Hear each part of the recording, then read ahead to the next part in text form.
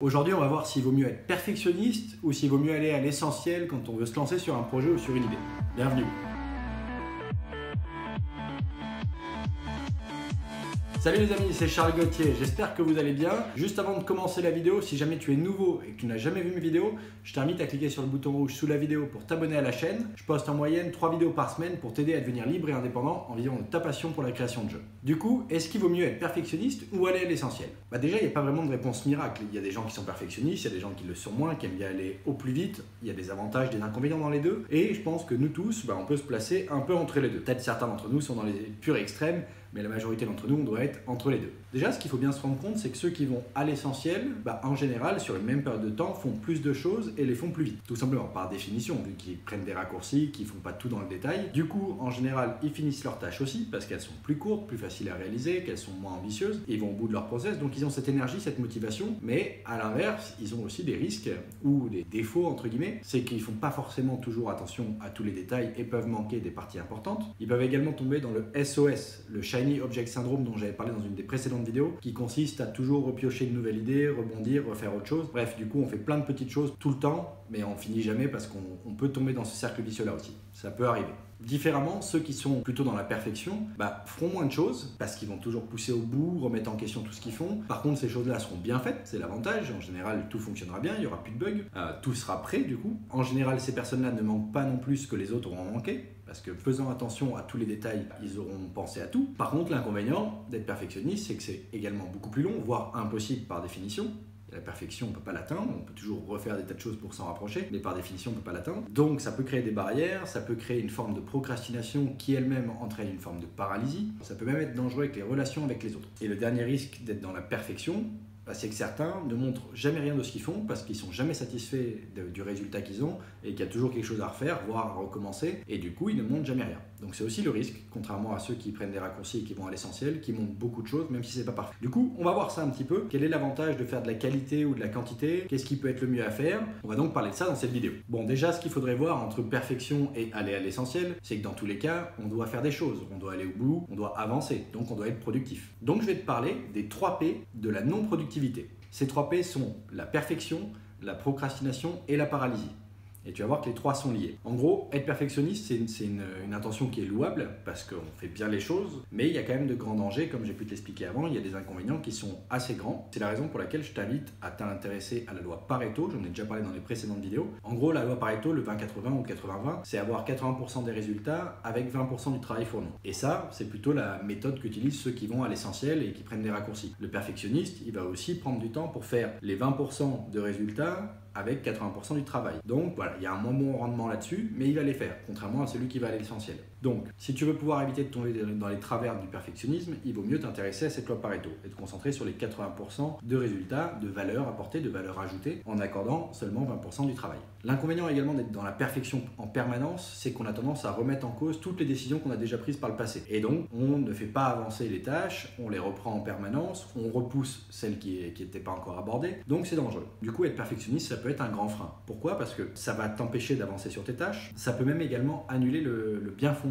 des tâches qui avaient été définies au sein d'une équipe, celles de tes collègues, de tes collaborateurs. Pourquoi? Parce que en voulant tout remettre en question tout le temps, la moindre décision qui a été prise t'empêche les autres de pouvoir avancer et tu mets un doute sur la décision qui avait été prise au sein de l'équipe. C'est très dangereux également pour les relations, comme je le disais tout à l'heure. Et par défaut, quand tu es perfectionniste, tu n'es jamais satisfait de rien, parce qu'il y a toujours moyen de faire mieux, il y a toujours moyen de faire différemment, peut-être avec plus de rapidité ou un meilleur rendu, donc tu n'es jamais satisfait. Et ça, pour le moral, c'est quand même difficile. En gros, tu vas avoir différents sentiments si tu es perfectionniste. Tu vas toujours avoir l'impression que tu aurais pu mieux faire, tu vas avoir l'impression qu'il reste encore beaucoup de choses à faire, et également, tu vas avoir tendance à être très sévère vis-à-vis du jugement que tu as envers ce que tu as fait et du rendu que tu fais. Donc, tu vas en général te rajouter plein de choses pour peaufiner ce que tu es en train de faire, et donc tu as une liste de tâches qui est longue comme le bras. Et ça, c'est dangereux. Donc, attention au perfectionnisme. Ça a des avantages, ça a des inconvénients. Il faut peut-être trouver le juste milieu en fonction de la tâche que tu as à faire. Il y a des tâches qui te demanderont d'être très rapide et d'aller à l'essentiel, et d'autres qui demanderont de faire attention aux détails et d'être peut-être plutôt dans le perfectionnisme. Mais évite d'être tout le temps dans le perfectionnisme parce que tu vas avoir des difficultés à avancer dans ton projet.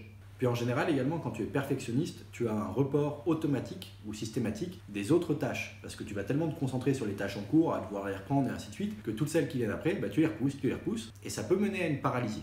Je m'explique. Cette paralysie, elle va venir de la peur de mal faire les choses, de la peur de ne pas avoir assez de temps pour réaliser ton niveau d'exigence, et tout simplement la peur de ne pas réussir à atteindre l'objectif que tu t'es donné. Donc finalement, pour synthétiser tout ça, ça va rejoindre à la peur de l'échec. Ce côté perfectionniste et cette peur de l'échec, ça entraîne de la procrastination. Donc tu vas passer plus de temps à penser à comment réaliser une tâche plutôt qu'à la réaliser. Et ça, ça ne fait pas avancer ton projet. Du coup, comme je viens de te l'expliquer, la perfection entraîne la procrastination. Pourquoi la procrastination? Tout simplement parce que tu as peur de ne pas avoir assez de temps pour réaliser la tâche avec le niveau d'exigence que tu as fixé.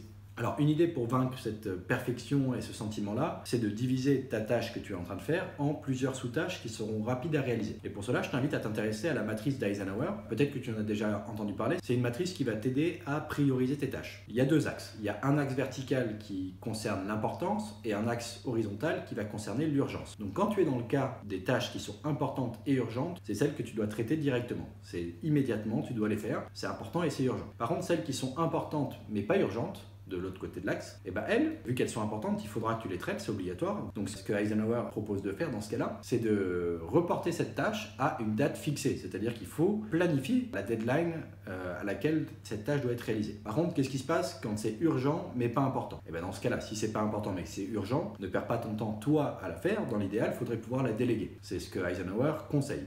Maintenant, si tu es tout seul, voilà, il faudra quand même la faire si tu veux pas la déléguer. Et dernière case, là, cette fois, c'est ni important ni urgent. Dans ce cas-là, c'est à mettre en bonus. Ça veut dire que tu ne dois pas la planifier, c'est pas important à faire. Et c'est en gros, si tu as du temps libre, si tu as envie de la faire, tu la feras, mais après le reste. Voilà un petit peu ce que conseille Eisenhower et voilà en quoi consiste la matrice d'Eisenhower pour diviser en 4 cases tes tâches et pouvoir les prioriser. Donc je t'invite à t'intéresser à ça et garde bien à l'esprit la loi Pareto, le 80-20, 80% des résultats pour seulement 20% du travail. Il faut que tu l'aies à l'esprit. Donc matrice d'Eisenhower plus loi Pareto, ça pourra t'aider si tu as tendance à être trop souvent dans le perfectionnisme. Et n'oublie pas non plus que tu as plus de chances de terminer une tâche si tu l'as commencé. Donc passe à l'action. Arrête de te bloquer, d'être dans tes peurs, dans la peur de mal faire, de ne pas avoir assez de temps ou je ne sais quoi, la peur de l'échec, et fonce, avance. Donc attention à ce cercle vicieux de rentrer dans la perfection, dans le perfectionnisme, pour après tomber dans la procrastination et donc dans la paralysie. C'est pas ça qui t'aidera à avancer dans ton projet. Je vais donc te donner quelques astuces pour éviter de tomber dans ce cercle vicieux et dans cette boucle infinie qui est dangereuse. Donc je te le disais, je t'invite à penser à la loi Pareto, le 80-20, 80% des résultats avec seulement 20% du travail fourni. Ne te sens pas fautif non plus si tout n'est pas parfait. C'est le propre des perfectionnistes. Ils vont tout de suite se juger négativement si ça n'est pas parfait. Tout n'a pas besoin d'être parfait, à part peut-être dans certains domaines, peut-être à la médecine ou d'autres qui sont vraiment avec des niveaux de risque très élevés. Je pense pas que quand on parle de création de jeux vidéo, de créativité et de développement informatique, il y ait ce danger-là. Donc ne te mets pas dans cette situation de te sentir fautif pour tout ce que tu ne fais pas parfaitement. Fais les choses imparfaitement, mais fais-les. Il vaut mieux faire ça que de rien faire parfaitement. Bien connue cette phrase, mais elle est bien vraie. Autre méthode que tu pourrais utiliser et qui, moi, m'aide beaucoup dans la productivité et donc pour éviter de tomber dans le perfectionnisme, c'est la méthode Pomodoro. C'est une méthode de travail, j'en avais déjà parlé dans une des précédentes vidéos. En gros, c'est un rythme de travail, ça va être un cycle entre travail et pause. La méthode Pomodoro, elle consiste à t'aider à être concentré à fond et focus à fond sur une tâche et une seule à la fois. Donc c'est du monotâche, c'est pas du multitâche. Oublie le multitâche, j'en ai déjà parlé dans une autre vidéo, ça réduit ta productivité. Donc il va falloir que tu fasses un choix et que tu priorises entre toutes ces tâches. Pour ça, tu peux utiliser la matrice d'Eisenhower, la loi Pareto, ainsi de suite. Et là, la méthode Pomodoro, elle va te conseiller de prendre un chronomètre, un minuteur de cuisine, ce que tu veux, et de mettre le temps sur 25 minutes. C'est le temps que tu auras pour réaliser une tâche. Passé ces 25 minutes, tu t'arrêtes, tu notes le temps sur une feuille, tu notes la tâche terminée sur ton tableur, sur ton outil de suivi de projet, et là tu peux faire une petite pause. Mais attention, pendant ces 25 minutes, tu dois être complètement focus et concentré sur cette tâche. Donc tu ne dois pas avoir de distraction autour de toi. Passé ces 25 minutes, tu vas pouvoir prendre une pause. Mais attention, ça sert à rien de prendre une pause très longue, tu viens de passer 25 minutes à être concentré, tu t'es pas épuisé. Il y a d'autres méthodes qui conseillent de faire plutôt du 3 heures de concentration. La Pomodoro, elle est peut-être plus accessible, c'est 25 minutes. 25 minutes, 5 minutes de pause. C'est un cycle Pomodoro. Et la méthode Pomodoro conseille de faire 4 cycles. Donc tu vas faire un premier cycle 25 minutes plus 5 minutes et tu recommences sur une nouvelle tâche. 25 minutes plus 5 minutes. Et tu fais ça 4 fois. C'est ce qui est conseillé. Passer ces 4 cycles, c'est ce Pomodori, tu peux faire une pause qui est plus longue, 15 à 20 minutes. C'est ce qui est conseillé également pour pouvoir augmenter ta productivité. Et dans tes pauses, tu fais ce que tu veux. Réseaux sociaux, lecture, balade, sortir prendre l'air, prendre un café, tu fais ce que tu veux, tu es libre. Par contre, quand tu es sur la réalisation de tes tâches et tes 25 minutes allouées à chaque tâche, tu es complètement concentré sur ce que tu es en train de faire. Et dernier petit conseil également avant de terminer cette vidéo, on est tous un peu entre les deux, ça va dépendre des tâches, de notre niveau d'aisance également. Certains sont plus perfectionnistes, certains préfèrent aller à l'essentiel la majorité du temps. Pour qu'on puisse tous être capables de mieux progresser à l'avenir, je pense qu'on doit tous être capables de se mettre à la place de l'autre profil. C'est-à-dire si tu es très perfectionniste, pense à regarder de l'autre côté et à comprendre quel est l'intérêt de l'autre côté, et inversement. C'est ça peut-être qui te permettra de mieux comprendre quel est le juste milieu à choisir pour telle ou telle tâche ou pour tel projet. Ça te permettra également de te dire, ok, je vais peut-être aller sortir de ma zone de confort et aller voir un peu de l'autre côté ce qui se passe, parce que là, pour cette tâche-là, ça me paraît très intéressant et très justifié. Voilà ce que je voulais te partager aujourd'hui. J'espère que cette vidéo aura pu t'être utile. Si c'est le cas, mets-moi un gros pouce bleu, ça me permettra de le savoir et ça me fera toujours plaisir. Petit rappel encore, évite à tout prix de tomber dans la boucle infinie et dans le cercle vicieux du perfectionnisme, procrastination, paralysie. C'est énergivore, c'est frustrant, c'est stressant, c'est dangereux. Tout simplement. Alors si tu as des questions également sur ce sujet-là, n'hésite pas à me les mettre en commentaire. Si tu as des remarques à faire parce que tu as testé le Pomodoro, que tu as l'habitude de travailler avec la loi Pareto, ou que tu découvres tout ça, ou que tu n'es pas d'accord avec ce que je viens de dire, n'hésite pas non plus à me le faire savoir dans les commentaires. C'est une discussion et je me ferai un plaisir de pouvoir te lire et te répondre. C'était Charles Gauthier, créateur de la chaîne Jeux Vidéo Pro. Je te remercie de m'avoir écouté. Je te dis à très vite. Pour la prochaine, ciao!